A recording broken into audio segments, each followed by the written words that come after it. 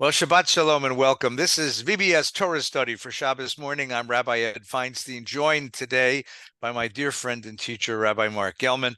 Mark, it's almost Pesach. In Yes, it is. our kitchen is upside down. There's stuff everywhere.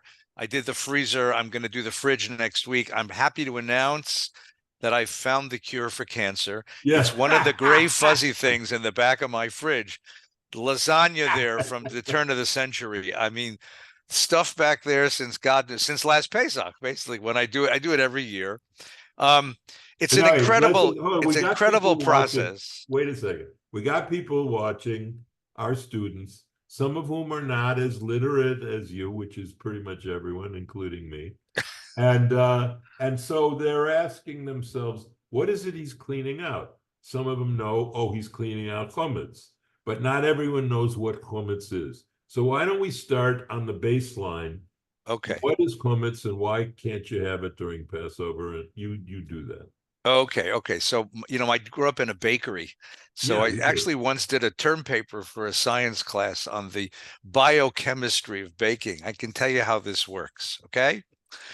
In the air all around us are little spores of little organisms called yeast. Yeast are these wonderful little organisms. Now, what yeast want most in the world is sugar. When you put a cup of sugar out and you put a little bit of yeast in it, it explodes. Because what happens is that the yeast eat the sugar, and when they eat the sugar, they go to town and they multiply. The yeast cells divide, and as yeast cells divide, they release into the air carbon dioxide. They also create a little bit of alcohol, but that's another story. It's the carbon dioxide that yeast expands and breathes out that gives us bread. That's what makes bread rise. You put yeast in the flour, and the yeast multiplies, and as the yeast cells divide, they um, they create bubbles of carbon dioxide, and that's why bread is fluffy. Cakes are of yeast for yeast cakes. It's fluffy. You don't really need to put yeast in things, by the way. If you just put a cup of flour, of wheat flour or oat flour, any kind of grain flour that has a high sugar content. Actually, what wheat and grains have is starch, and starch is sugar in a special form. When you add some water, the starch turns into sugar, and the yeast in the air will come down and invade your flour, and it will naturally ferment. The reason we put a starter, either yeast or some kind of starter in a bread is because it just takes a lot less time. But any grain that is left out and gets a little bit moist releases the sugars. The yeast will come, and that's what ferments, and that's called leavening. That's what's prohibited on Passover. According to the Torah, you're not allowed to have any leavened grain, any grain that has yeast going to town in it, basically. And so what we do is we clean out all of the grains that we have in the house, and we only are allowed to eat grains that have been watched carefully from the time they were harvested until the time they were baked at a very high temperature that will kill any of the local yeast. And that's called matzah. That's called matzah. So any kind of grain that's in your house, because it could potentially become home for yeast and potentially then leaven, we push that aside. And any product that has that in it, we put Well, it there we aside. go. Hang on, There hang we on. go. We're not just talking about bread. And it's called chametz. Chametz is the Hebrew word for leavening, for fermenting, or for, in that case, souring, actually. And so chametz is any product made out of grain which hasn't been supervised particularly carefully and therefore is not acceptable for Passover. So in my house, this is our opportunity to clean out the pantry, clean out the shelves, clean out the refrigerator, and we clean everything up. And then we actually, in order to maintain even a higher, stricter level of this, we switch out our dishes. We have special Passover dishes which have not come into contact with leavening, and we have special Passover pots. And it's a kind of a wonderful turning upside down of the whole kitchen. Now, that's the rule. The question is, why are we doing this? And Right. the answer is because we change our dietary habits for an entire week, completely overturn the way we eat. And when you overturn a Jew's way of eating, You overturn their consciousness. You change the way they think about the world. And that is a symbol of the exodus from Egypt. It turns out, by the way, that Egypt, now in the story of Pesach, of course, we all know that Moses says, I want you to leave. You don't have time to let the bread rise. Take it as it is. So the matzah becomes the bread that we schlepped out of Egypt with us. But the real reason is because Egypt is where this leavening process was invented. Egypt was the world capital of beer and raised bread and leavened bread. And we're trying to push away everything that's Egypt and accept a new way of living, a way that is free and free of the Egypt within us and within the world. And that, my dear friend, is the rule. Good say. Well said. Good gesagt. So that's what we don't eat. And by the way, since I have a certain interfaith impulse, Muslims just ended the month of Ramadan, and they affected their diet in the same way we do. They say, look, if we're going to have a profound spiritual moment of the year, for them Ramadan, it has to be reflected in the way we eat. And as you know, Muslims fast from sundown to sundown, and they have an Sun up iftar to meal. sundown, from sun up to sundown. Yeah, Yeah. sun up to sundown.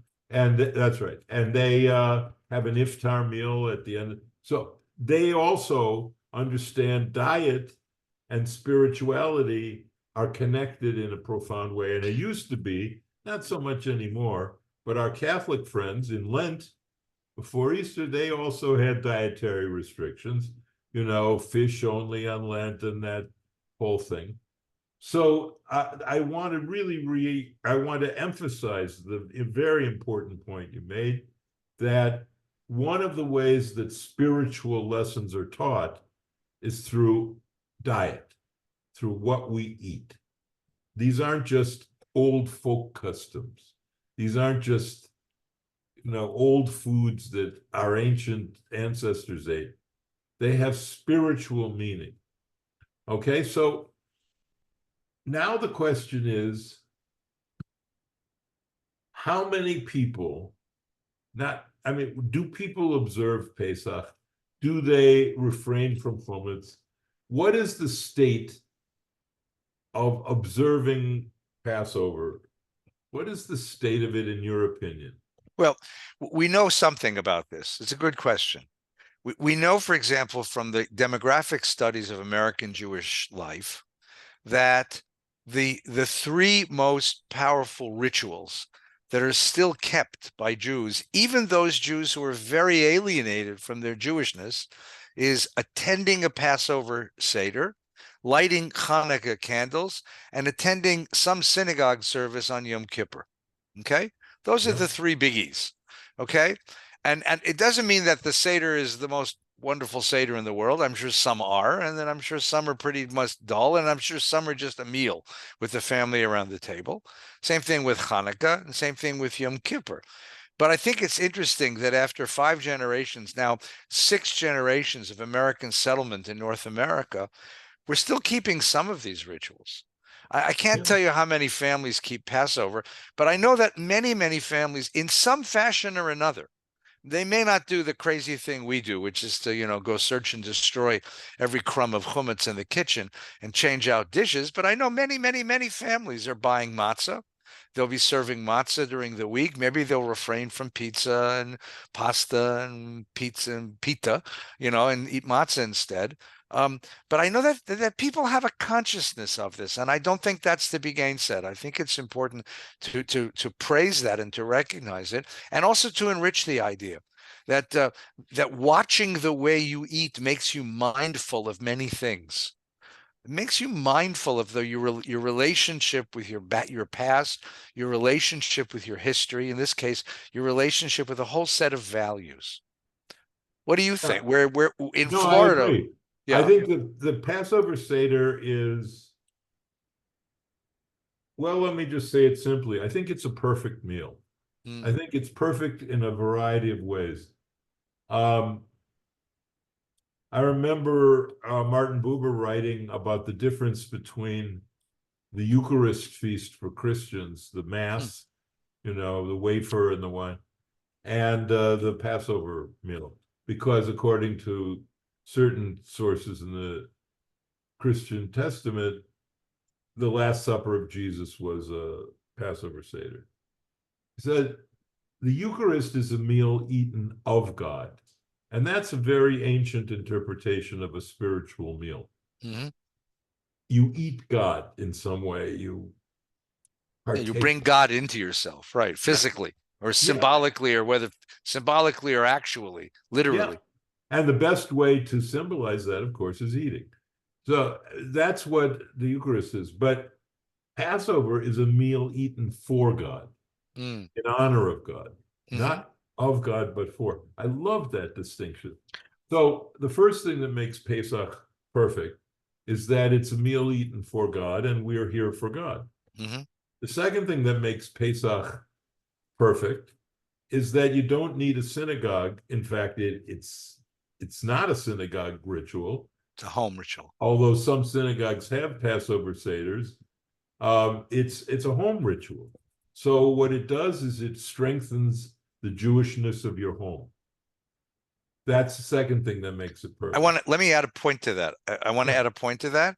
yeah, Because it's a home ritual, it's performed by us.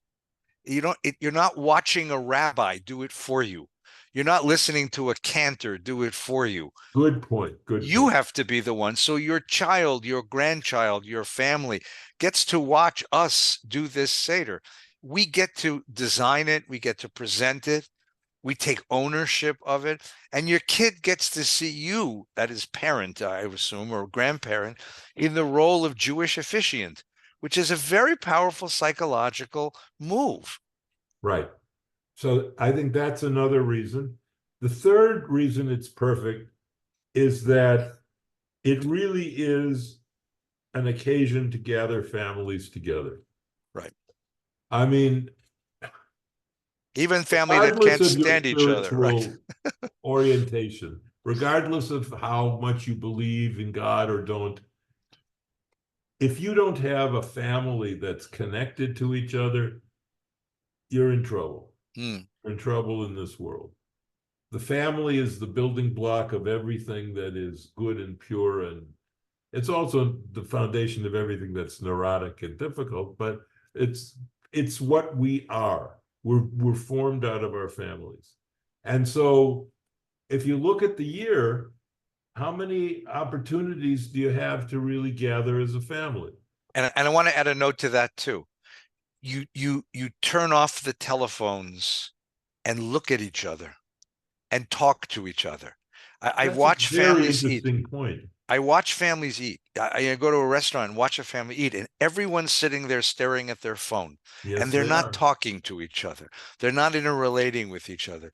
They're not listening to each other. I was sitting with a friend of mine, a woman, a single woman who is in the world, in the dating world. And she said, one of the questions that you have to ask is if you're sitting on a date with somebody and their phone rings or they're starting to text on their phone, what's the etiquette?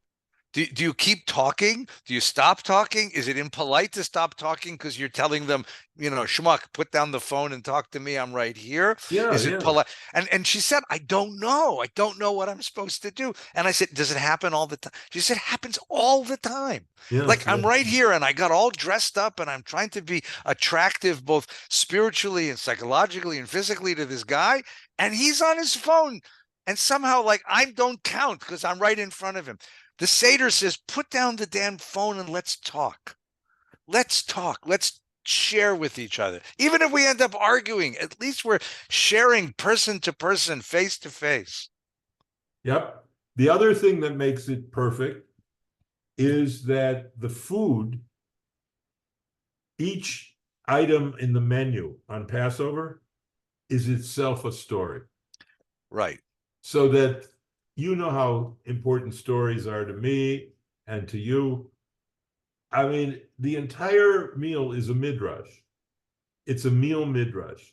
It's Mhm. an interpretation of the going out of Egypt Right. through a variety of layers of midrashim, which are stories about stories in the Torah. And it helps to cement the story in the consciousness, particularly of the family. And then the final reason that the Passover Seder is perfect is that it takes children seriously. Mm. Most meals, kids are just, they're an irritant. They're there to basically get fed and then get out of here. Go play, go do something. But not in a Seder. In a Seder, there's roles that a child and only a child can play. For example, the firkashas, the 4 questions, has to be asked by the youngest person present. That's their role.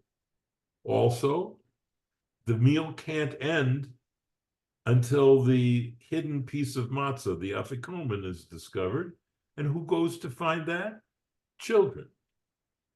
And I can't tell you the number of family seders that have used the plagues as an opportunity to build a little children's display thing of bag o' plagues, where they'll put a little Yeah, they sell them now. frog. Yeah. Yeah. Yeah, we do that. Rubber frogs. Yeah. Rubber frogs and other things that they put in there, so that when the plagues, you can fill out one of the things.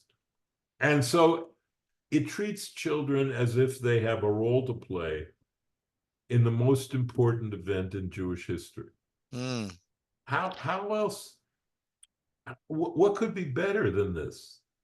And then finally, it connects to a rhythm that we are frankly separated from. Uh-huh. And that rhythm is the rebirth of life in springtime. Yeah. None of us are shepherds. Yeah. None of us are waiting for the new sheep to get born. No, none of us are waiting for the new crops to poke their heads through the crusty soil. And so we're kind of separated from the land. But Passover is a springtime ritual. And every single religion in the world celebrates springtime, except for one, which has the courage to just celebrate historical events, which is Islam. Every religion in the world, there's springtime and history. For us, it's springtime, and we do that with the Passover, karpas, with the parsley dipped in the salt water. And then the history, which is, of course, going out of Egypt. Mm-hmm. For Christians, it's springtime with the bunnies. That's what they are. Little Easter bunnies are symbols of springtime, right? It's this, yeah. Yeah. And the death and resurrection of Jesus for Christians.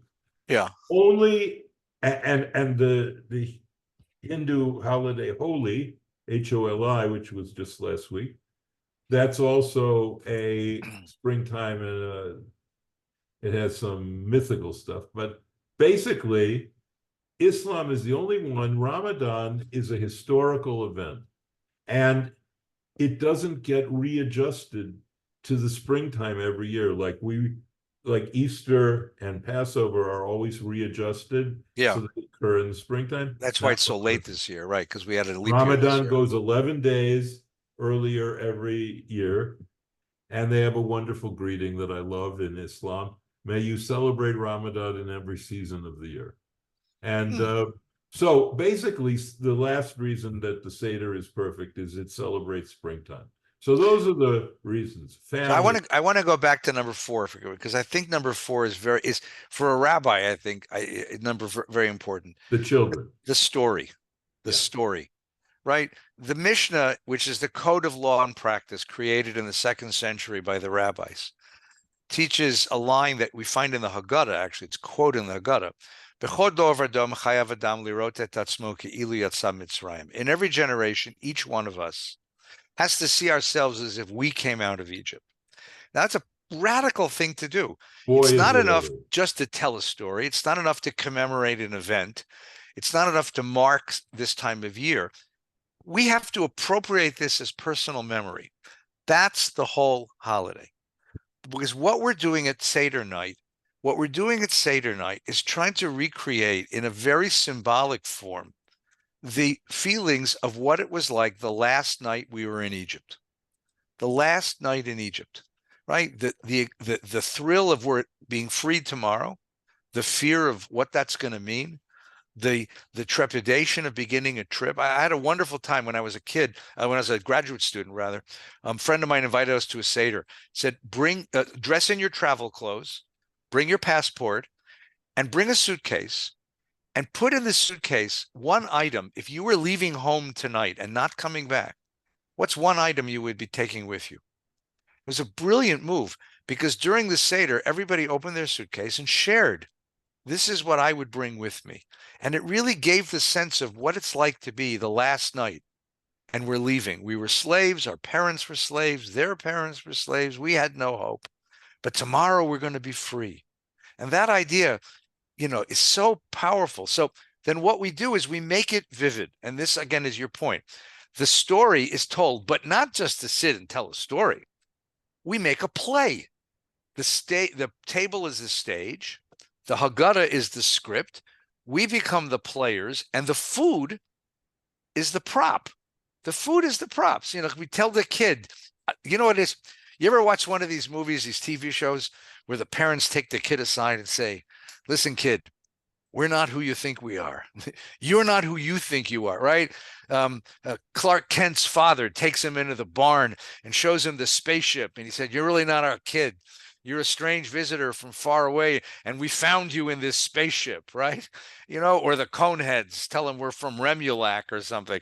It's this, we're not suburban bourgeois Jews. We're runaway slaves. That's our real identity. And let me tell you what it was like. Eat this. We're going to eat what they ate. We're going to feel what they felt, because that memory is so core to what it means to be a Jew that you have to adopt it as personal memory, not just as national retelling, but as personal memory.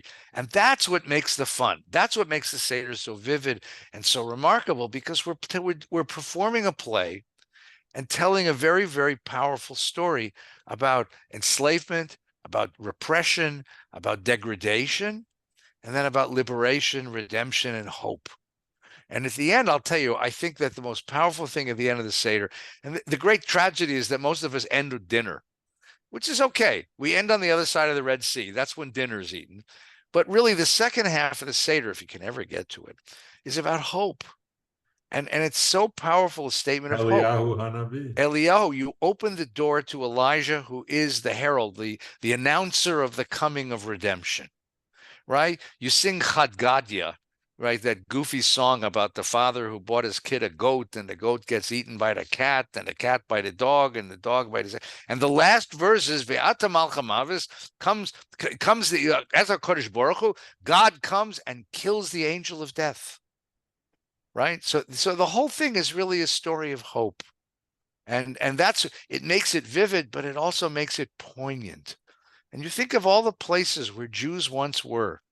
I think of my uncle in the barracks at Auschwitz doing, singing those songs, Dayenu, right? And you think about Jews, in every corner of the world. And today we think about, Jews in Israel in bomb shelters singing those songs, because we still have this idea that there's hope. That's so beautiful. Well said. I want to not push back, but I want to deepen. Go push back. No, it's not a pushback. I would say it's the biggest Jewish question I have, okay? Mm-hmm. The biggest Jewish question I have in my life, over all the years I've studied, is how do I become Yotzei? How do I fulfill the commandment to see myself as if I left Egypt? All right? Now, the way you tell it, I'm not saying you changed the commandment, but you're on the edge of changing it, because the way you say it, it comes across like we should always remember that our ancestors left Egypt, and that implicates us in a personal way somehow. Mm. Okay. I'm saying, whoa, time out. That's not what the commandment is. The commandment is you have to see yourself as if you left Egypt. This is not, I command you to remember that your ancestors left Egypt. That I can understand. Mm. That makes sense. Our ancestors left Egypt, or they didn't, or they did, or that's our memory. It's fine. But that's not what I'm required to do. And my whole life, I've been trying to figure out how to do something I can't do. It's impossible to do, Yeah. Yeah. which is that to see myself as if I left Egypt. Mm. And the second, I call it an existential rabbit hole. It's like you go into that, you can't come out. It's somehow because you say it's a story, that God is a story. That's very nice. And I don't mean to demean that at all. It's a Yeah. great story. But it's so much more than a story. Because in a story, you don't ever have a part of the story that says, okay, and guess what? Hello, I'm talking to you, the reader, where you break the fourth wall and you say, you're in this. Woody Allen did this in some of his movies. That you left Egypt. And the second rabbit hole is you were all standing at Sinai. Mm. Those of you who are here today, those of you who are not here today, what I wasn't standing at Sinai. So the two commandments that I have given my life to try to understand in my own personal spiritual reflections, in my prayer life, in my meditations, in my writing. What does it mean that I left Egypt? And what does it mean that I was at Sinai?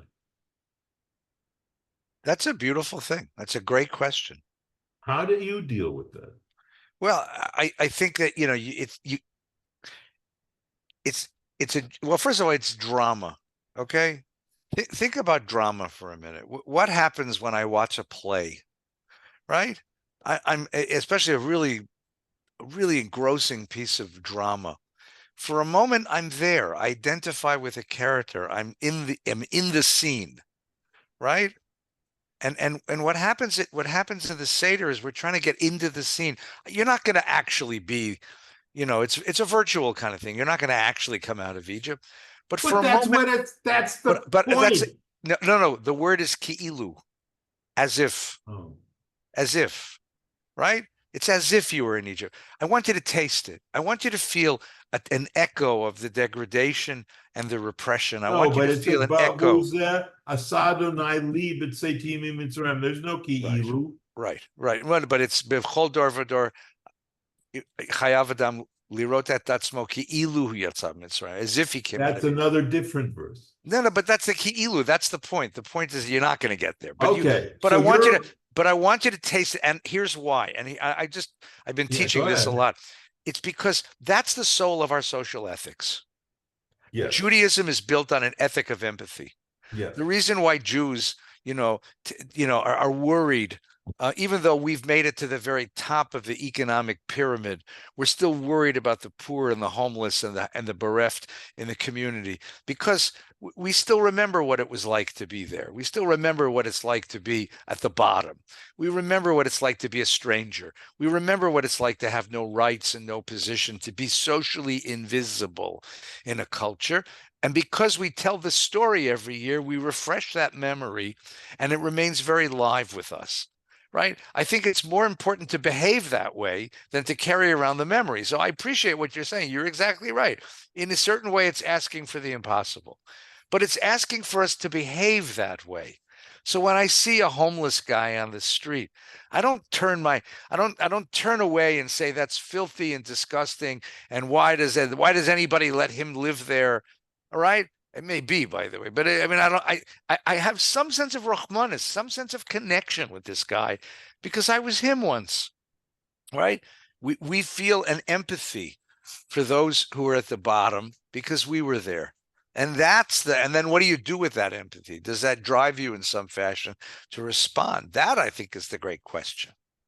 And the All other right. one The other one, which is Mount Sinai, which I think is a great pair to it. That's the other Ki'ilu, by the way. There's a Yeah, behold you yeah. in every generation. We have to see ourselves as we stood at Mount Sinai. Although, again, the verse in the actual Torah has no ki'ilu. Yeah, but there too, we see ourselves as if we're at Mount Sinai because we enter into covenant. And I think the end of this, as I said before, this is a model of history. This is a model that says history is not one cruel thing after another. It is possible to find possibilities in history. It is possible to locate hope. It is possible to hold on to an ideal, a vision of the way the world yet might be. And we are empowered to do that. Mount Sinai empowers us to create the opposite of Egypt, to leave Egypt and to leave Egypt behind and create the society where people are embraced, we're protected, and not simply turned into slaves and made invisible. I like it. I mean, it's beautiful. It's reflects your beautiful soul. I'm going to get a however No, coming. no, I feel it. no. This is too deep for that.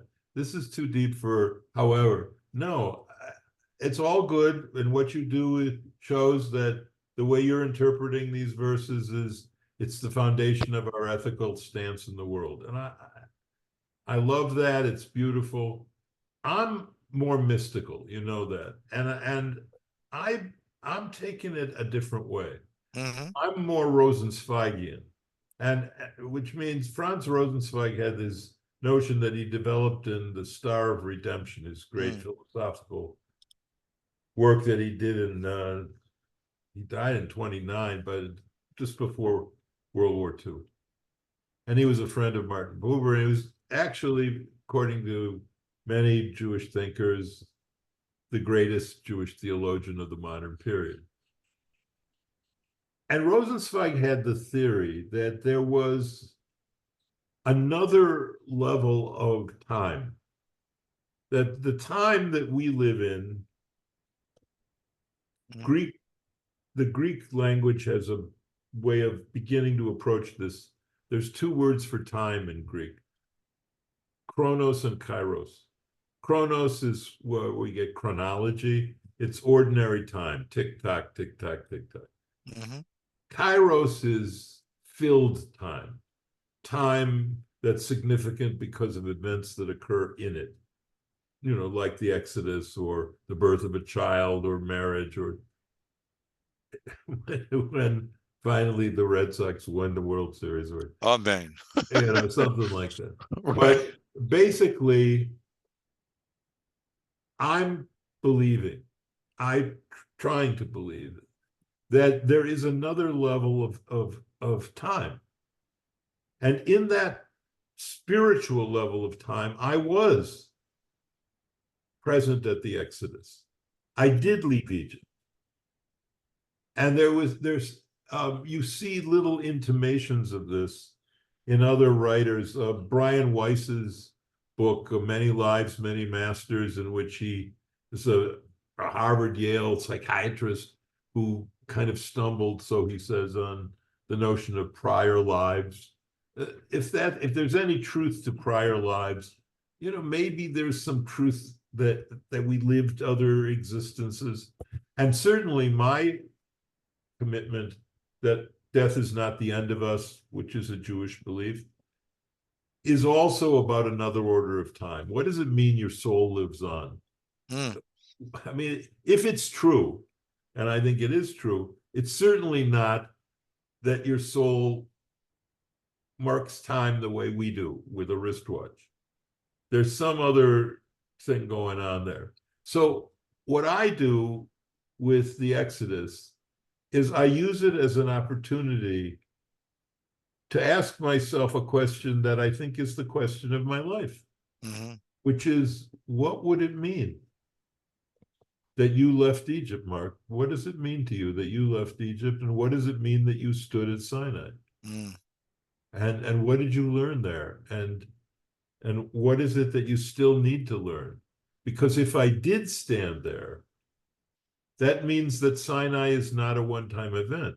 Right. And it means I can stand there anytime I get my neshama focused enough to penetrate through into the Star Trek universe of whatever I'm talking about, this other dimension of time, and learn what's happening there.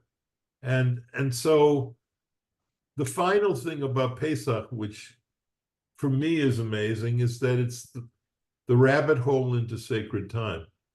That it's the only time of the year, other than Shavuos for Sinai, the only time of the year when we have a chance to penetrate ordinary existence and reach a level that is as close to God as we could possibly hope to achieve. Mm. Whoa. Thank you. That was quite remarkable. That's where I'm at. Yeah. That's where I'm at, Eddie. Mm-hmm. That's why I write. That's why I became a rabbi. That's because I think that there's a journey that I'm supposed to be on. Mm-hmm. And I think that there are lessons from that journey. I think that's where artistic greatness comes from. I think that's where great poetry and music comes from, literature. And I think it's where your good heart comes from. No, I think it's where compassion right. for the stranger comes from. I think that you've pointed to something, that that's exactly what you're supposed to get to. And that sort of let's bring us down to earth for a second. That's the tragedy when the Seder is not looked upon with that kind of poetry. Yeah. Because it has such poetry. And when it becomes just a prosaic, when do we eat? Yeah. Here was an invitation. I mean, literally a door open, right? To a whole different dimension of existence and a whole different way of thinking about yourself in the world and a whole way of understanding your own journey and your own place in the world. And the Seder beckons us, come with me. Come with me and experience this. Even if for a few moments, come with me and experience this. Bring your family with you. You're not alone. The wonderful thing about this is that so many artistic journeys, you said, are very lonely journeys. Vincent van Gogh, very lonely guy. Mozart, very lonely fellow, right?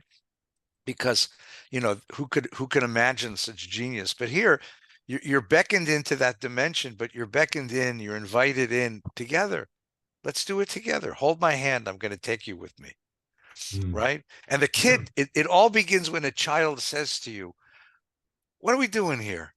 Because a child, in some way, is better equipped because a child isn't inhibited in their imagination the way that we all grown-ups are.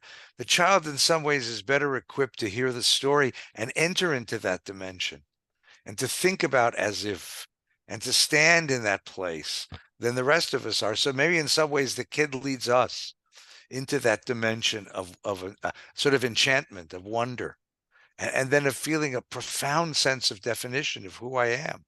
That's a beautiful way to put it. Thank you. So, Let yeah, me encourage our students, our viewers, to do one thing that might make this happen for them. All right. When you have a Seder, if you're planning a Seder coming up, maybe the person who's leading the Seder shouldn't necessarily just be the oldest guy, but maybe the person who's leading the Seder should be the person in the room for whom the Seder means the most. mm, So that someone's leading it who has within his or her soul this message that needs to get out. This is where you came from. This is important. This is your connection to God. this is who you are. Yes. This is who you really are, right? And then the corollary to that is, he spends so much time cooking and cleaning and shopping and inviting and dressing. Take a few minutes and ask, what can I do to prepare for this? In fact, the best thing you could possibly do is to enlist everybody else to help you. I want everybody to bring a piece of poetry. I want everybody to bring a piece of music. I want everybody to bring a piece of art. I want everybody to bring a reflection so that we can all go together. We can hold hands and do this together and prepare the telling of the story with the same energy that you prepare the matzah balls. I love that. And that will nurture, that will create a different kind of Seder. First of all, Yeah. everybody will own it. The problem with Seders is, is that one of us shows up all excited about doing the Seder. Everybody else just wants dinner. But if all of us own the process, we're all in the journey together, then I think that you can create a very different environment at a table. But go back to what you said, Mark, that to enter that other dimension of time and to feel to feel where you are, who you are in that dimension of time is such a beautiful, beautiful understanding of what's supposed to happen in a Seder. And I think I'll just leave everyone with that because that's such a gift. That's such a beautiful, beautiful gift. Well, we have one more before Pesach. So Yeah. next week, we'll do our Shabbos Hagadol, our big Shabbos preparation for Pesach. So next week we'll finish this conversation. But thank you for this, and to everyone who's getting ready for Pesach, you have all of my blessings. Good luck, and Mark, a Shabbat Shalom. Shabbat shalom, my friend.